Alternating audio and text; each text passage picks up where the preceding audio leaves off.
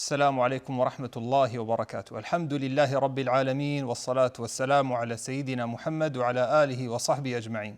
All praise is due to Allah, and may Allah's peace and blessings be upon His final messenger Muhammad sallallahu alayhi wasallam. Welcome to another session of Islamic Perspective, where we answer the questions that are sent to us by you, O viewers. And I remind everyone to send their questions to the following email: ip@sba.net.ae, ip@sba.net.ae.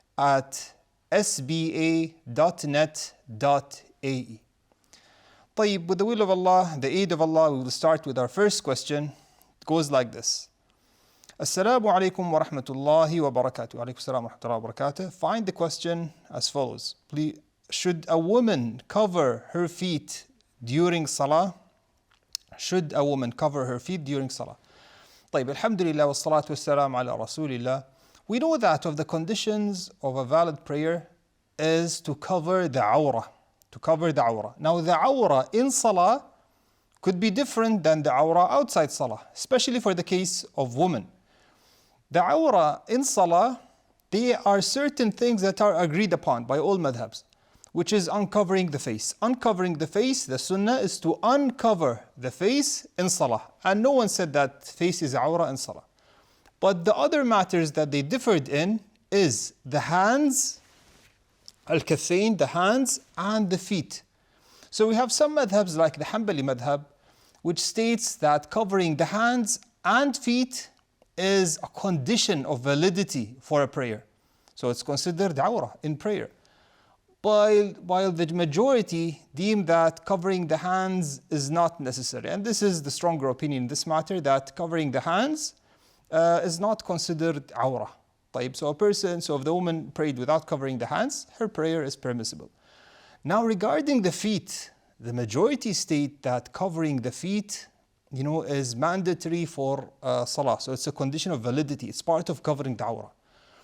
If a woman prayed without covering her feet, inshallah, her prayer is valid based on the other opinion. But, a person should always take the safe opinion regarding worship. So we have the majority state that covering the feet is an obligatory action. It's an obligation on the woman to cover her feet in prayer. So why do we put ourselves in these areas of dispute? So for a woman, we advise her to cover her hands and feet, to remove herself from any dispute. If a woman says, what about the past prayers that I did? Look, the past prayers, inshallah, it's valid, and may Allah Azza wa Jal accept from you. But starting from now, make sure to cover your hands and feet. And don't get into arguments and discussions, with other sisters. Take the safer opinion. Cover your hands and feet for prayer. Now, covering the feet, it doesn't mean that it's an obligation for you to wear socks for prayer. But if your dress was long enough so that the feet are covered while standing up and also while performing sujood, then this will suffice, inshallah. This will suffice, inshallah. Wallahu a'lam. Let's go to the next question. Are women allowed to enter the masjid while on menstruation for attending Quran halaqah? Alhamdulillah wa salatu wa salam ala rasulillah. All four imams agree that a woman in her period should not enter the masjid. A woman in her period should not enter the masjid.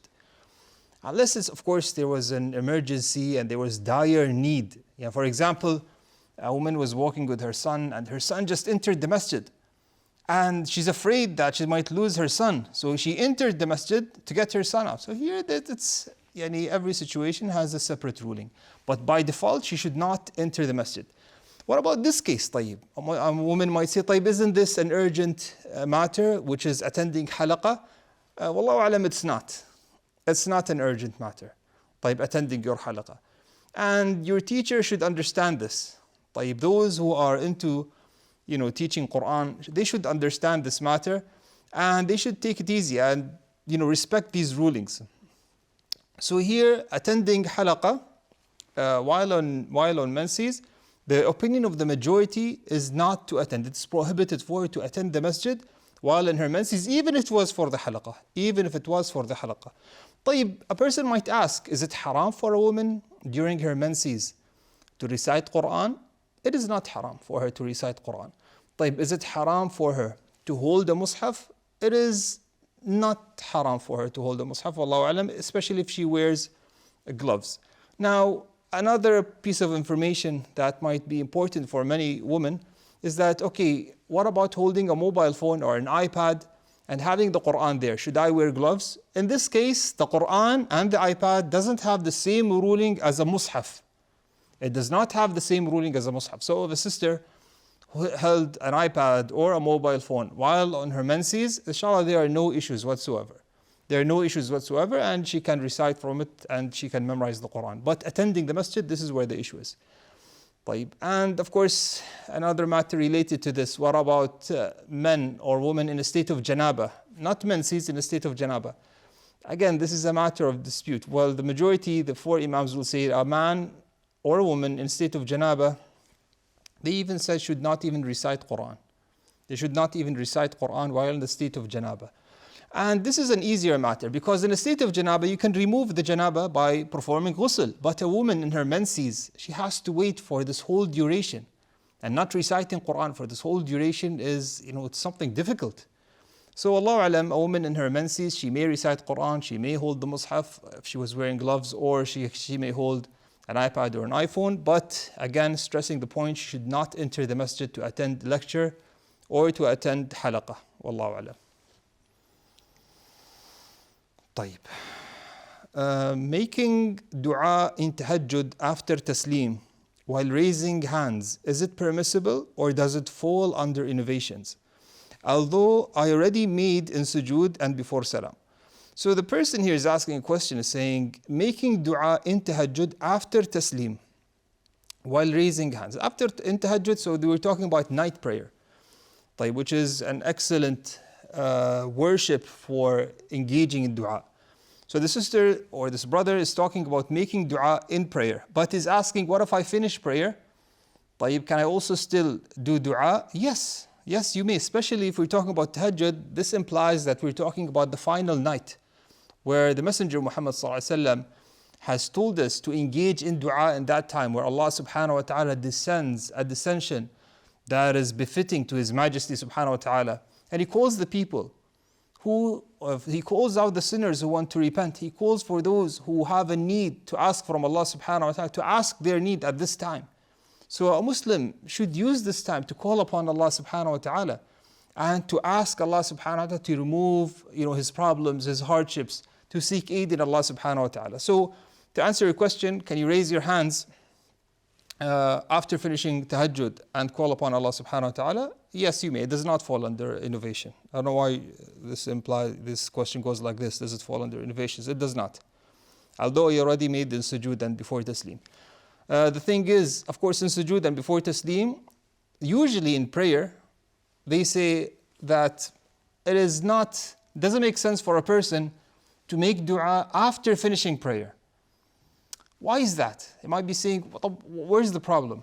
They're saying the problem is that in prayer itself, you have the opportunity to make dua in sujood, where you're the closest to Allah subhanahu wa ta'ala. The closest a servant is to Allah subhanahu wa ta'ala while in sujood. So this is definitely a place to engage in dua, as the Messenger Muhammad sallallahu alaihi wasallam explained.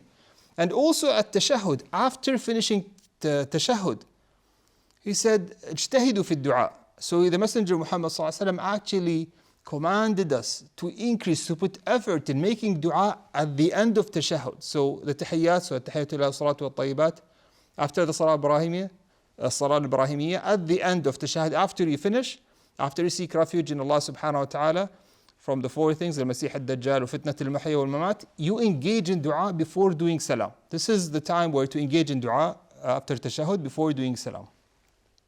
So they're saying these are places in worship where it's preferred to engage in dua. How can a person leave these places of dua and then after finishing the prayer, especially if we're talking about obligatory prayer. Obligatory prayer, after you finish it, the best thing to do then is to engage in dhikr. Like astaghfirullah, astaghfirullah, astaghfirullah, Allahumma anta salam, minka salam, tabarakti hadha al-jalali wal-ikram. All the remembrances of prayer. So after prayer, the best thing to engage in is the remembrance as was commanded by the sunnah of the Messenger Muhammad sallallahu alaihi wasallam. But in this case, the sister is talking about tahajjud in worship and outside worship. This is all a time of dua. So a person should engage in dua. And if a person, after finishing dua, started doing istighfar, at the final moments before Fajr, this is even better and better. Wallahu alam. طيب, the second question says, when to stop suhoor? Nearby mosque adhan or far away mosque adhan, if you're able to hear both? Well, actually, stopping suhoor is by the entrance of Fajr time. By the entrance of Fajr time. So the Fajr time enters, the person should stop eating suhoor. And usually adhan time should be at the start of Fajr. So the adhan starts, so this is a sign that Fajr has entered. A person should not eat or drink. It is forbidden, it's prohibited for him to eat and drink. So the question here, to answer your question, is it the nearby mosque adhan or the faraway mosque adhan? It depends which of them is on time. Because it's known, for example, that if you know that a certain masjid performs adhan 5 minutes before the entrance of the time, they know this and they tell you this. And this is permissible in the opinion of the majority, that Fajr adhan can be before the entrance of Fajr time. They say this. So here, if they did say this, if they did mention this, that Fajr adhan is 5 minutes earlier than Fajr, so here you may eat and drink even during adhan, because we know that adhan is before the time. But examples in countries like the UAE, for example, we know that Fajr adhan is on time. So if a person stopped eating and drinking 1 minute or 2 minutes before adhan, this is even better and better to secure your worship. To secure your worship and to wait, this is even better.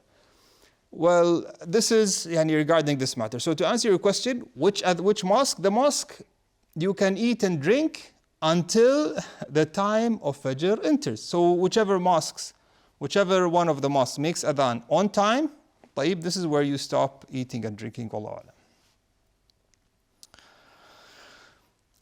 A man has a son from another marriage. And a woman has a daughter from another marriage. The said man and woman, they get married. My question is, do their son and daughter become mahrams?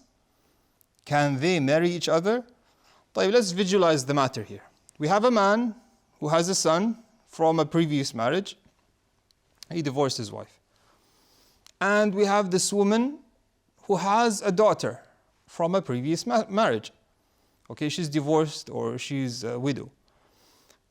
Now this man and woman, they want to get married. What's going to happen? If this man marries this woman, where will the prohibition be? If this man marries this woman, then her daughter becomes prohibited on the man himself. On the man himself. So he cannot marry the daughter. Also, the son, this woman will become prohibited on the son in the sense that this son cannot marry this woman even after the father divorces her. Even after the father divorces her. But the question here doesn't talk about this. The question talks about, what about that son and that daughter? Can they marry each other? Yes, because they're unrelated. And there's no prohibition on him that is related to them. So if the man marries the woman and the son marries that daughter, it is considered permissible. Wallahu alam. It is considered permissible. Wallahu alam. Next question. Assalamu alaikum wa alaikum assalam wa rahmatullahi wa barakatuh. Is it okay if I shake the hand of my wife's mothers? Apparently more than one mother. Wa alaikum assalam wa rahmatullahi wa barakatuh. Alhamdulillah wa salatu wa salam ala rasulillah. Yes, if a man, your wife's mother is considered mahram on you, she is prohibited on you. And this prohibition is permanent. It's not tied to the marriage. It's tied to the marriage in the sense that as soon as the marriage contract is done, this woman, your wife's mother, becomes prohibited on you. And you are considered a mahram for her. Not only that, but even if you do divorce this woman, this prohibition stays. So her mother still is your mahram, even after divorcing that woman. So if you divorce your wife, the prohibition of the mother stays. طيب, this is one point. The other point is that the question here is saying, can I shake the hand of my wife's mother? The answer is yes.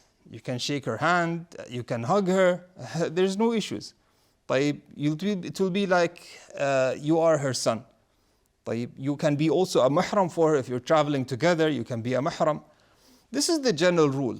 But if there was, we're talking here, giving precautions, if there was a situation, where there was a fitna, it is better to avoid these things. You might be saying, Shaykh, how are you thinking like that? We're talking in general. In general, it's permissible. You can shake her hand, you can kiss her forehead, you can hug her. She's considered like, you're considered her mahram. طيب, permanently, even if you divorce her daughter. But we're talking certain situations, there might be a problem where the son might feel something towards this woman. We say in this case, you try to avoid as much as possible. But in general, by default, it's permissible and you may do this. Wallahu alam. Assalamu alaikum wa rahmatullahi wa barakatuh. Alaikum salam wa rahmatullahi wa barakatuh. Shaykh, please explain the below verse. Who are ulama? Is it specific to scholars?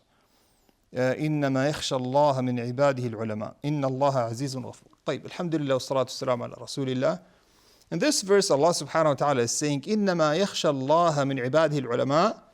It is the scholars, the ulama. It is the ulama who truly fear Allah subhanahu wa ta'ala. The servants who are considered ulama are the servants that truly fear Allah subhanahu wa ta'ala. Fear of Allah subhanahu wa ta'ala is definitely in the heart of every Muslim. There's a part of it is in the heart of every Muslim.